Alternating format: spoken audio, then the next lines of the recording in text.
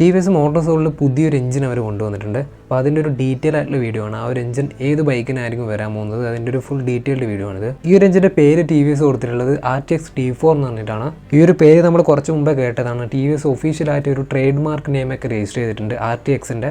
എന്തായാലും വണ്ടീൻ്റെ പുതിയ പേര് വരാൻ സാധ്യതയുള്ളത് RTX 300 ആയിരിക്കാം. ഈ ഒരു എഞ്ചിൻ്റെ ഡീറ്റെയിൽ നോക്കുവാണെങ്കിൽ ഇതൊരു 299cc 4 valve DOC double over head camshaft ആയിട്ടുള്ള DOC ലിക്വിഡ് കൂൾ എഞ്ചിനാണ്. ഈ ഒരു എഞ്ചിൻ്റെ maximum power 35 BS of power 9000 RPM-ലാണ്. Maximum torque 25.5 Nm of torque 7000 RPM-ലാണ്. നല്ലൊരു പവർഫുൾ എഞ്ചിൻ തന്നെയാണ് ടി വി എസ് ഇനി കൊണ്ടുവരാൻ പോകുന്നത്. മാത്രമല്ല ഇതൊരു ലിക്വിഡ് കൂൾ എഞ്ചിനും കൂടിയാണ് ടി വി എസിൻ്റെ. എഞ്ചിൻ്റെ ബോർ ആൻഡ് സ്ട്രോക്ക് നോക്കുവാണെങ്കിൽ 78 mm ആണ് ബോർ വരുന്നത്. സ്ട്രോക്ക് 62.6 mm ആണ്. ഇത് ടി വി എസിൻ്റെ ഒരു ഷോർട്ട് എഞ്ചിൻ ആയിരിക്കും, ഷോർട്ട് സ്റ്റോക്ക് എഞ്ചിൻ തന്നെയായിരിക്കും. ഇത് നല്ലൊരു റിലയബിലിറ്റി ഉള്ള റിഫൈൻഡ് ആയിട്ടുള്ള എഞ്ചിനാണെന്നാണ് ടി വി എസ് അവകാശപ്പെടുന്നത്. ഇതിൽ അവർ ബാലൻസ് ഷാഫ്റ്റ് അസംബ്ലിയൊക്കെ കൺട്രോൾ ചെയ്യുന്നുണ്ട്. വണ്ടിക്ക് നല്ല വൈബ്രേഷൻ കുറവായിരിക്കും. അതുകൊണ്ട് നല്ലൊരു ക്വാളിറ്റി ഉള്ള നല്ലൊരു റിഫൈൻഡ് എഞ്ചിൻ നമുക്ക് ടി വി എസിൻ്റെ ഭാഗത്ത് നിന്ന് എക്സ്പെക്ട് ചെയ്യാം. മാത്രമല്ല കുറച്ച് ഫീച്ചേഴ്സും അവർ പുറത്തു വിട്ടിട്ടുണ്ട്. വണ്ടി റൈറ്റ് ബൈ വേ ത്രോട്ടിലായിരിക്കും. ത്രോട്ടിൽ സിസ്റ്റമൊക്കെ വണ്ടിക്ക് ഒരു അസിസ്റ്റൻറ്റ് സ്ലിപ്പർ ക്ലച്ചും ഉണ്ടാവും. 6 സ്പീഡ് ഗിയർ ബോക്സിലായിരിക്കും വണ്ടി ഇറങ്ങാൻ പോകുന്നത്. ടി വി എസ് ആയതുകൊണ്ട് ഒരുപാട് ഫീച്ചേഴ്സും വണ്ടീൻ്റെ ഭാഗത്ത് നിന്ന് എക്സ്പെക്ട് ചെയ്യാം.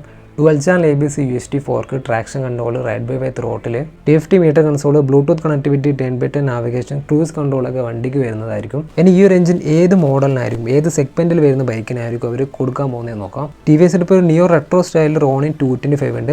ഒരു സ്ട്രീറ്റ് ഫൈറ്റർ ആയിട്ട് RTR 310 ഉണ്ട്. സ്പോർട്സ് ടൂറർ ആയിട്ട് RR 310 ഉണ്ട്.